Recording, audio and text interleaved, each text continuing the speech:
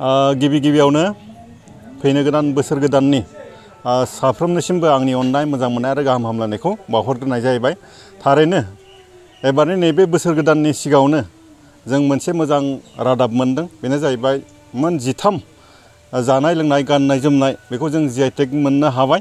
थारैनो आं बे हाबाफारिखौ बे दावगानायखौ खोनानानै थारैनो आं जोबोद गोजोननाय मोनदों।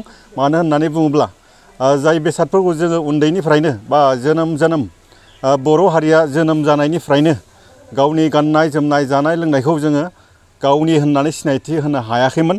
नाथाय दिनै BTR गभर्नमेन्टनि नाजानायाव बे मोन 13 बेसादखौ GI टेग खालामनो हाबाय। बे जोंनि थाखाय बर' हारिनि थाखाय जोबोद गोग्गाथाव आरो बियो अरायनि थाखाय जोंनि थाखाय जोबोद मोजां जानानै थाबाय। आरो आसा खालामबावगोन जाय बेसादखौ जोङो जोंनि बर' हारिफ्रा गोदोनिफ्रायनो बाहायबोदोंमोन, जेरैहाय आर'नाइ आरो मोननैसो बर'नि जानाय दंबावो। बैफोर बेसादखौबो जुदि खालामनो हायोब्ला जानो हागौ बैफोर बेसादफोरा जोंनि होननो हानाय जागोन होननानै आसा खालामनो हायो।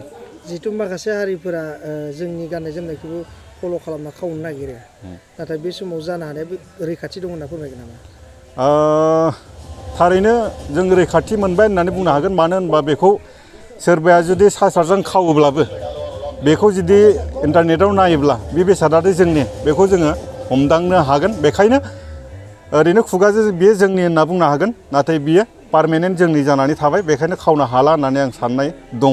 बेखायनो आसा खालामगोन जिखिनि आद्रा दंबावो बेखौबो जोङो थाबैनो खालामनो हायोब्ला जोंहा मोनसे गोग्गानाय फैगोन होनना फोथायनाय दङ। जानो गोनां रंजालि बैसागोनिसिम माबा मोनसे फोरमायहरगोन नामा? जानो गोनां रंजालि बैसागोनि थाखाय आं गासै रायजो राजा बिथांमोनसिम खावलायगोन। मानो होनब्ला जोंनि लाइमोन सेंग्रा सिख्लाफ्रा बोसोर गोदान होननानै जानाय लोंनायजों बाराद्राय गफबद्रायो। बेखायनो बोसोर गोदाना थांगोन फैगोन, बेखायनो जानाय लोंनायनिफ्राय एसे आनज्रायनानै गावखौनो गोसो हमथानानै कन्ट्रल खालामनानै गावनि जिउखौ बेसेन गोसा साननानै जानाय लोंनायखौ खालामोब्लाबो गावनि जिउखौ देरसिन साननानै एसे कन्ट्रल खालामगोन होननानै आङो खावलायनाय थाबाय।